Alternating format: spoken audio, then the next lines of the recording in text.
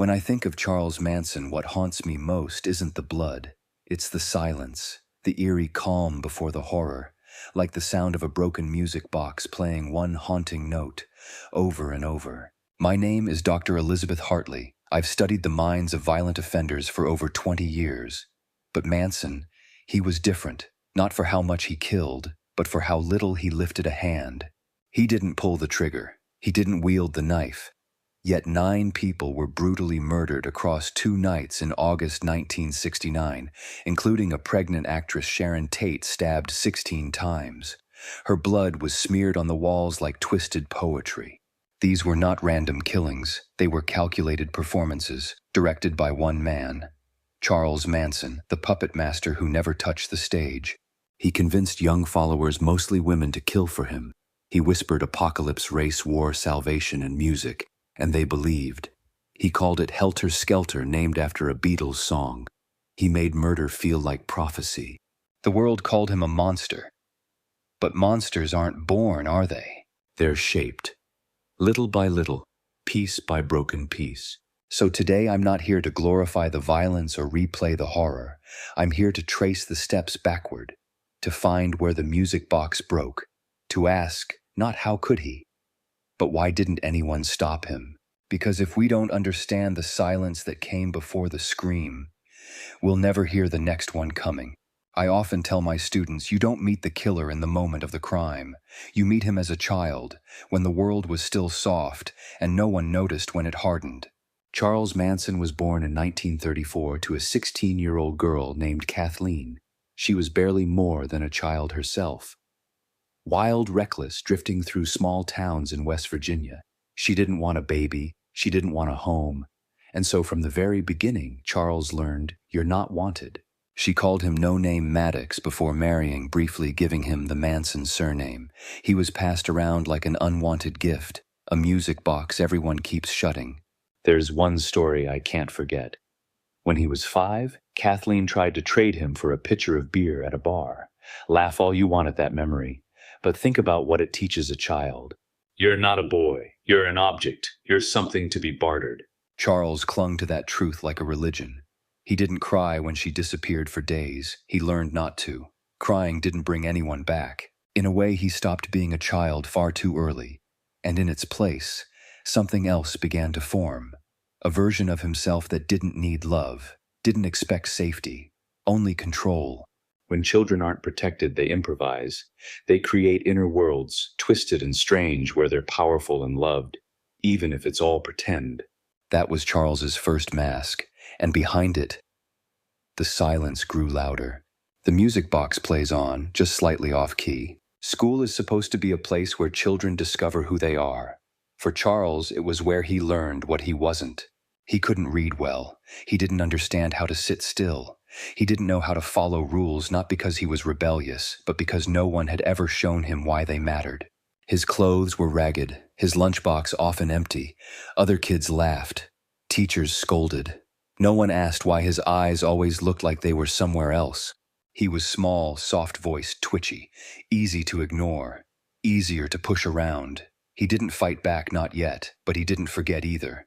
Every shove, every whisper behind his back, it layered onto something building inside. There's a look I've seen many times in children like Charles. It's a mix of shame and calculation. The look of someone deciding, if I can't join them, maybe I'll make my own world. He started lying, stealing small things. It wasn't about what he took, it was about being noticed. He'd steal a toy, then hide it, and watch. He wanted to control the attention of others, even if it meant punishment. That's what we often miss in children with troubled behavior. They're not just misbehaving, they're signaling.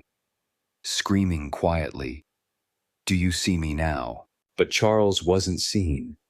Not truly. He was shuffled from school to reform school, from one indifferent adult to the next.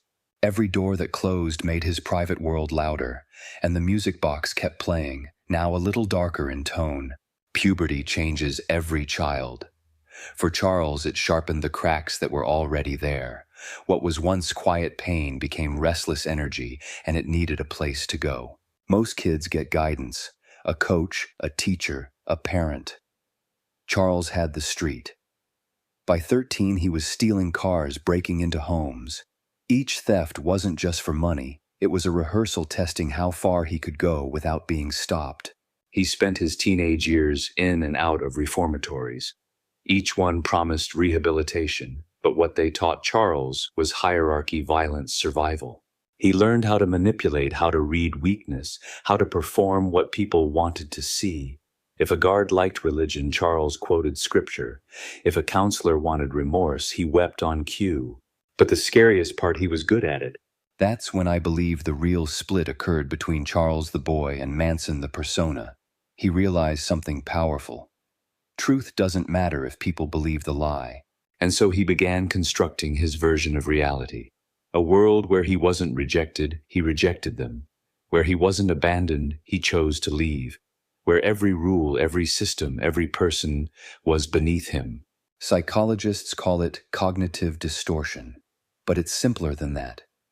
Charles was building a fantasy to survive the pain, only now he wasn't the victim in it. He was the prophet, the center. The music box still playing, now with a strange hypnotic rhythm, the kind you can't stop hearing even when you close your ears. By his 20s, Charles Manson wasn't a lost boy anymore. He was something far more dangerous, a man who knew how to disappear in plain sight. He had learned charm, not real connection, but the illusion of it. He could make you feel seen, heard, understood, especially if you were lonely, especially if you were young. That's the thing about damaged people. Sometimes they recognize the same cracks in others, and instead of healing them, they use them. Charles drifted through cities, relationships, and prisons, each one sharpening his persona. He wasn't the criminal anymore. He was the poet, the spiritual seeker, the misunderstood artist. He learned guitar. He quoted the Bible, Buddhism, Scientology. He picked whatever language would draw people in. And by the time he hit San Francisco in the late 60s, he had found his perfect audience, the lost and the searching. This was the era of peace, love, rebellion. Thousands of kids had left home broken from their parents, hoping to find something real, and here came Manson promising just that. He created the family, but don't be fooled, it wasn't about belonging, it was about control. He used LSD, sleep deprivation, flattery, isolation. He played father, lover, prophet, God, whatever they needed.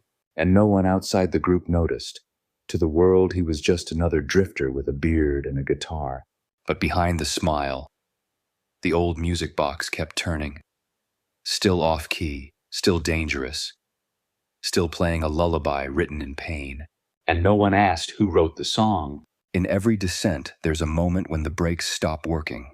For Charles Manson, that moment came when his fantasy cracked and the world didn't notice.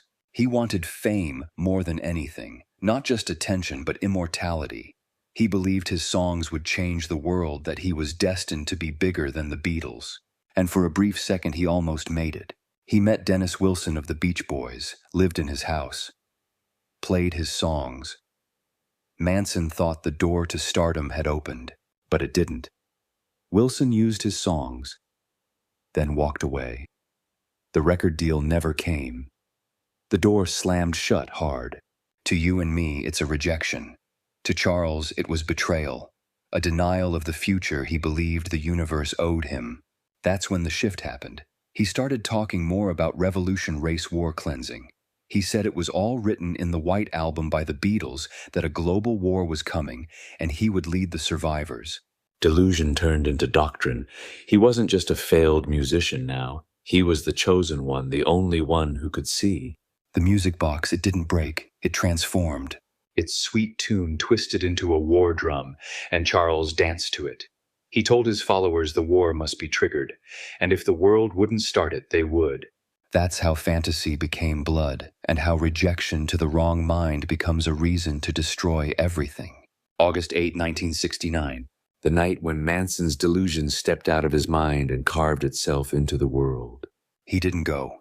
He didn't have to. Instead, he whispered commands, told his followers to do something witchy. And they did. 4 of them drove to a house in Benedict Canyon, Los Angeles. Inside, actress Sharon Tate, 8 months pregnant, and 4 others. None of them would survive. They were stabbed, shot, mutilated, blood used to write words on the walls, messages Manson wanted the world to read. The next night they struck again. Leno and Rosemary LaBianca, same ritual, same horror. But what was Charles doing? Sitting in the shadows, listening, reveling, directing. You'd think a man who caused so much terror would feel adrenaline, fear, guilt. But in Charles's mind, this was peace. He believed he'd pulled the veil off reality, that he was showing the world its true face, violent, blind, obedient. I've spoken to people who studied his behavior after those nights. He didn't panic. He glowed. He walked differently, smiled differently, like someone whose prophecy had just come true. And that perhaps is the most chilling part. Manson didn't kill with his hands. He killed with ideas sharpened like knives handed to broken people and delivered with devotion. The music box still playing. Now loud, now triumphant. Now beyond repair. After the murders, the family didn't scatter. They didn't run. They stayed singing songs in the desert, preaching Manson's gospel like nothing had happened. There were no visible cracks in their world. Not yet. And Charles, he walked freer than ever. No guilt, no remorse, only more plans. He wanted bigger messages, talked about killing celebrities, politicians. He believed the helter-skelter race war had begun and the killings were just the match to start the fire. But beneath all that, there was something else. Control. You see, Manson didn't care much about race war. He cared about being obeyed. He once said, "If I started killing people, there'd be none of you left." That wasn't a threat. That was a belief. He had tasted the power of complete surrender. He gave an order, and lives ended. And for a man who had been powerless as a child, whose cries were ignored, whose body was passed around, that kind of power felt like redemption. But not all his followers were blind forever. Some began to crack. Whispers of fear surfaced. People outside the family noticed strange things, and eventually someone talked. That's the thing with fantasy. It can't hold reality out forever. Eventually the door opens. And when the world stepped into Manson's illusion, they found not a prophet, but a frightened boy playing God. Still the music box spun. Still he believed in the song, even as the walls closed in. When they finally arrested Charles Manson in October 1969, he didn't scream. He didn't beg. He smiled. It wasn't the smile of a man who thought he'd escape. It was the smile of someone who believed he had already won.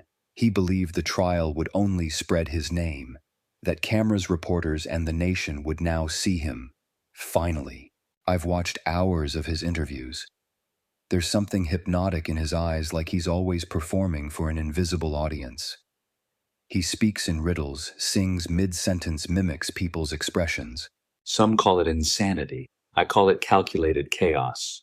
He didn't care what people thought, only that they couldn't stop thinking about him, that to him was immortality. During the trial, he carved a swastika into his forehead. His followers sat outside the courtroom chanting, shaving their heads, mimicking his every move. Even behind bars, he still held the strings. And yet there were cracks. When the cameras stopped rolling, when no one was watching, some say they saw it a flicker of fear, a boy trapped inside the myth he'd built. Was there remorse? No. But there was something quieter, maybe emptiness. He wasn't the devil.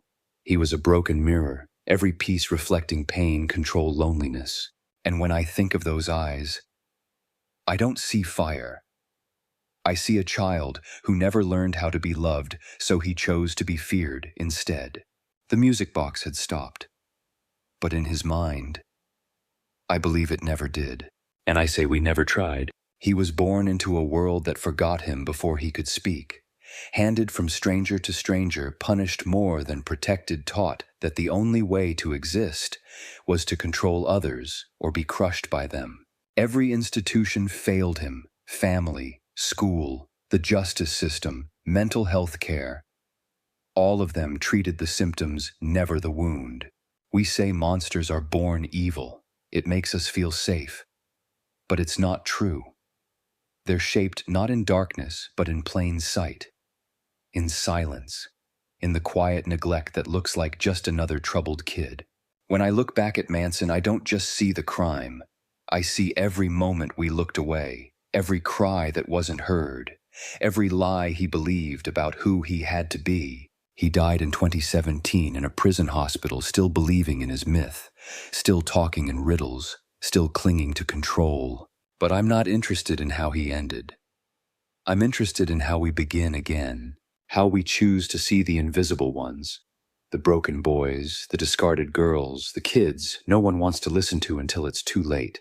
Because every future Manson is still out there, not born, not evil, just waiting for someone to hear the music box playing off key, and maybe, just maybe, to stop the song before it becomes a scream.